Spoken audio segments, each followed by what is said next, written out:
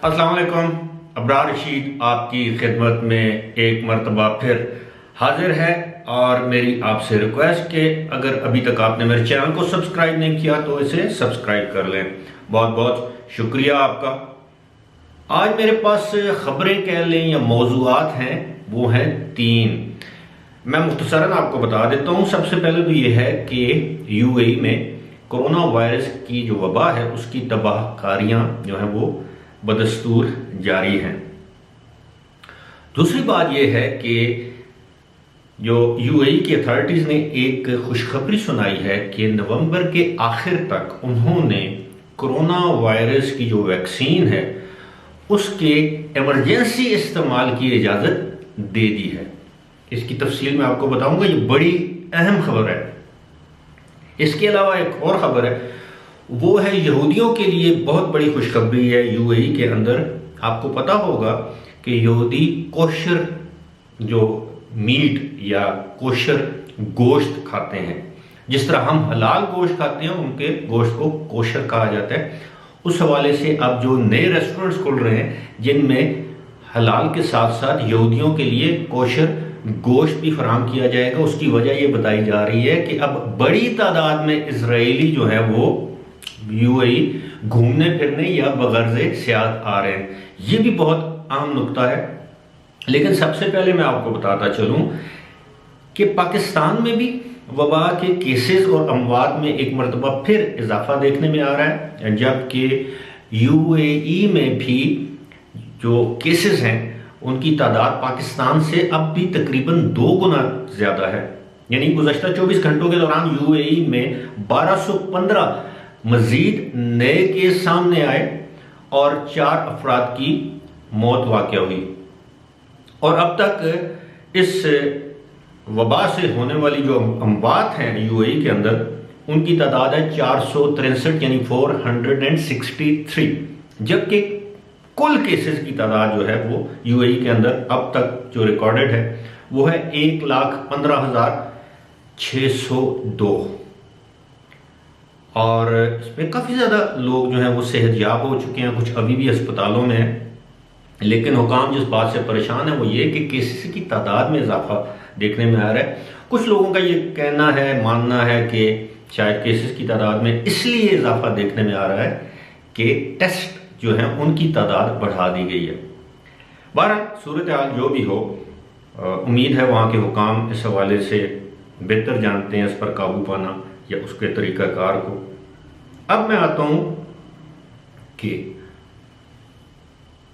UAE की authorities ने ये खुशखबरी दी है यूएई के रेजिडेंट्स के लिए कि नवंबर के आखिर तक वो यूएई में, बल्कि उन्होंने मंजूरी दे दी है कि नवंबर के आखिर तक यूएई में जितने भी महकमा सेहत से मुतल्लिका वर्कर्स हैं, जिनको फ्रंट लाइन वर्कर्स कहते हैं, उनमें टेक्नीशियन हैं, डॉक्टर्स हैं, नर्सेज हैं, एम्बुलेंस के जो स्टाफ होता है वो हैं, उनको हंगामी बुनियादों पर कोरोना वायरस डिजीज़ की जो वैक्सीन है उसके लगाने की इजाज़त दे दी जाएगी। ये बहुत बड़ी खबर है। और गुज़श्ता रोज़ ही जो यूएई की नेशनल डिज़ास्टर और क्राइसिस मैनेजमेंट अथॉरिटी है उसके जो सरबराह हैं, डायरेक्टर जनरल हैं, जिनका नाम है उबैद अल शमसी, उनको इस वैक्सीन की डोज लगाई गई। वो तस्वीर भी आप देख रहे होंगे। ये भी बहुत बड़ी खबर है कि उन्होंने एक मिसाल कायम की कि हाँ कि अगर इस वैक्सीन पर भरोसा किया जा सकता है, एतमाद किया जा सकता है। याद रहे कि ये जो वैक्सीन है आलमी इदारा सेहत से भी मंजूर शुदा है और जो मेरे तक मालूमात पहुंची हैं उसके मुताबिक ये वैक्सीन चाइना में तैयार की गई है और यूएई ने चीन से ये वैक्सीन खरीदी है, तोहफतन ली है। इस बात का तो जिक्र नहीं किया गया, लेकिन यूएई ने ये वैक्सीन हासिल कर ली है और नवंबर के महीने में इसका इस्तेमाल शुरू किया जाएगा। याद रहे कि इसके जो ट्रायल होते हैं जो इंसानों पर, पहले मरहले पर, दूसरे मरहले पर, तीसरे मरहले पर, इस वैक्सीन के तीनों मरहले के जो ट्रायल हैं वो पूरे हो चुके हैं। اب ٹرائل کی فی الحال میرے ذہن میں اردو نہیں آ رہی، ورنہ میں واضح کرتا کہ ٹرائل کو کیا کہتے ہیں۔ بس آپ یہ سمجھیں کہ جس طرح کھلاڑیوں کے ٹرائل ہوتے ہیں کہ وہ دیکھنا، اس کو جانچنا، پرکھنا، آپ یہ سمجھ لیں کہ اس کا جو جانچنے اور پرکھنے کا عمل تھا کہ اس کے انسانوں پر کیا مثبت یا منفی اثرات مرتب ہو سکتے ہیں، تو اسی کو ہم ٹرائل کہہ سکتے ہیں۔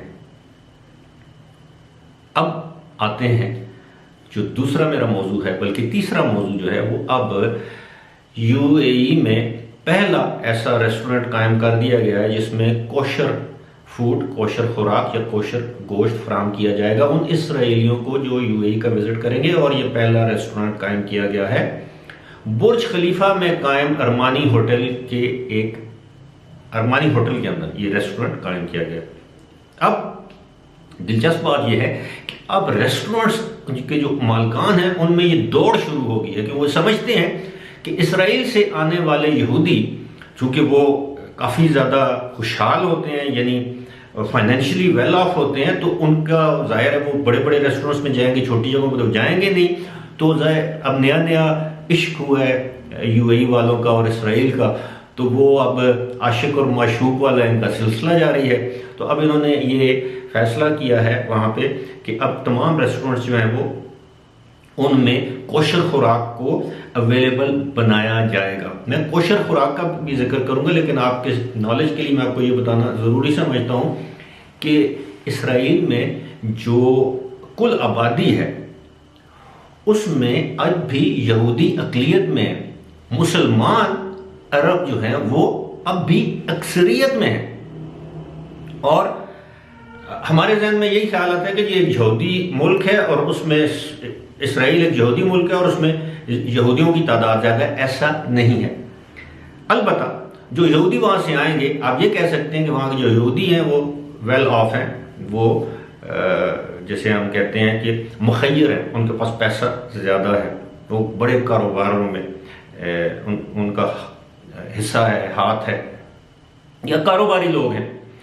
اب جو کوشر ہے وہ میں تھوڑا سا اس کا ایکسپلین کر دوں کہ جس طرح ہم ذبیحہ حلال گوشت کھاتے ہیں مسلمان، اسی طرح جو عیسائی وغیرہ ہیں یا جو باقی جو جن کا دین مذہب کوئی نہیں ہوتا، وہ جھٹکے کا گوشت بھی کھا لیتے ہیں جسے ہم حرام کہتے ہیں، وہ سور کا گوشت بھی کھا سکتے ہیں۔